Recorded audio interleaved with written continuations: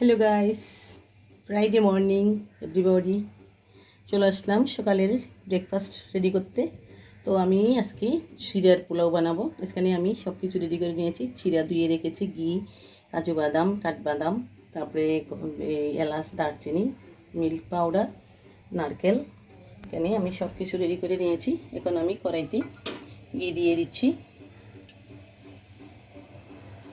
ঘি দিয়ে দিলাম কড়াইতে।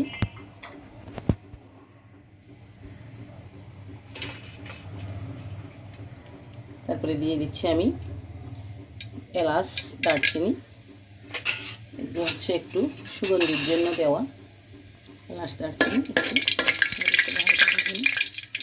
তো এখানে আছে 2 রকমের বাদাম আর হচ্ছে কিশমিশ। এগুলো দিয়ে দিলাম তেজপাতা, দিয়ে দিলাম নারকেল, পুরানো নারকেল। এগুলো সব আমি একসাথে একটু হালকা নেড়ে চেড়ে রেখে নেব। একটু হালকা নেড়ে চেড়ে আমি এগুলো ভেজে নিচ্ছি।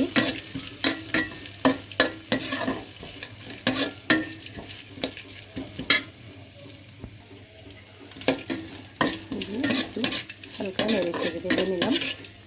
ভাজা ভাজা হয়ে গেছে। আমি এবার দিয়ে দিচ্ছি ধুয়ে রাখা চিড়া। দেখেন কেমন ঝরঝরে চিড়াগুলো। এই ঝরঝরে চিড়া কেমন করে করলাম সেটা যদি জানতে চান তাহলে আমাকে কমেন্ট বক্সে জিজ্ঞেস করে নিন।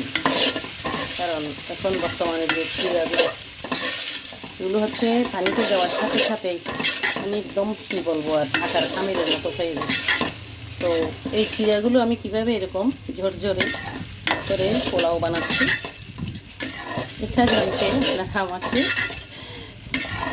কমেন্ট বক্সে চলে যাবেন।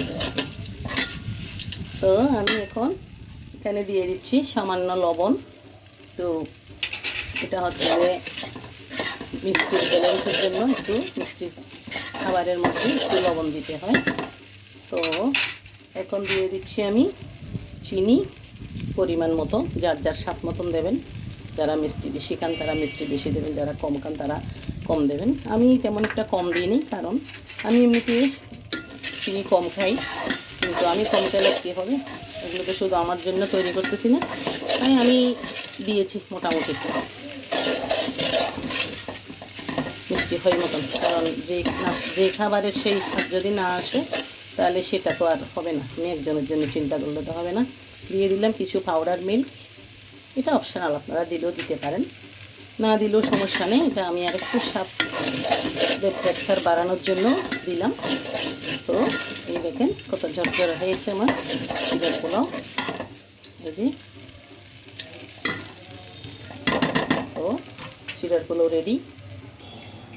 আমার চিড়ের পোলাও হয়ে গেছে।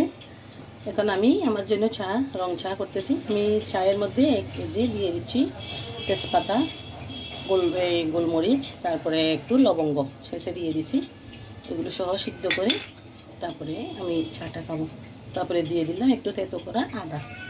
এটা হচ্ছে আমার প্রতিদিনের সকালবেলার চায়ের রেমেডি। বন্ধুরা, এদিকে আমার চা রেডি হতে হতে আমি এদিকে আমার চিড়াটা সার্ভ করে নিই, কারণ ব্রেকফাস্টের সময় এরই মধ্যে অতিক্রম হয়ে গেছে। ফ্রাইডে হিসেবে আজকে একটু এমনিতে লেট হয়ে গেছে।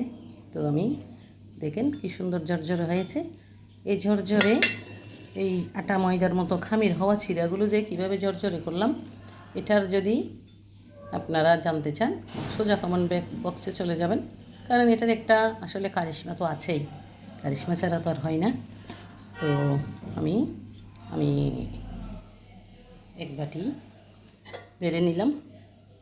এখানে এখন ব্রেকফাস্ট করবো। ওইদিকে চাটা হচ্ছে, চাটাও নিয়ে আসবো এখন। এই যে আজকে আমার চিড়ার পোলাও কেমন হয়েছে দেখে সবাই বলবেন, একটু লাইক কমেন্ট করবেন।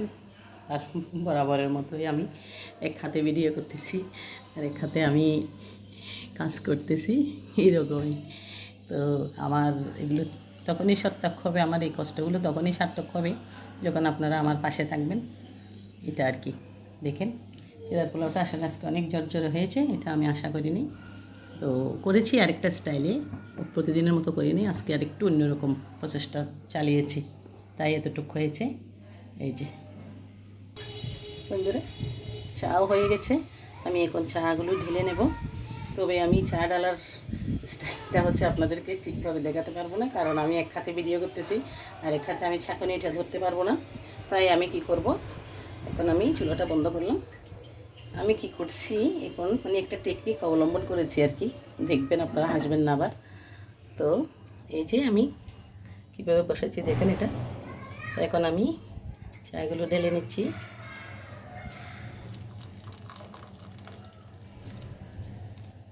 হয়ে গেছে ডালা। এই যে এখন আমি আমার চায়ের মধ্যে দিয়ে দেব লেবুর রস, আর হচ্ছে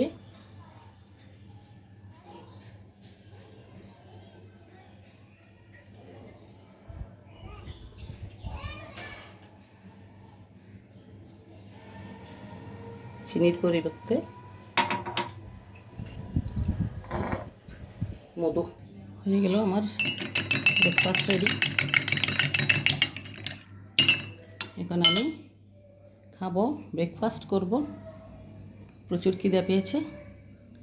এই যে আমার আজকের ব্রেকফাস্ট। ওকে, গুড বাই। পরবর্তীতে আবার কোনো ব্রেকফাস্টের রেসিপি নিয়ে আপনাদের সাথে দেখা হবে, ততক্ষণে সঙ্গে থাকবেন। অনেক লেট হয়ে গেছে আজকে আসলে, কারণ শুক্রবার তো, তাই। ধন্যবাদ সবাইকে, আবারও good morning, bye bye, tata.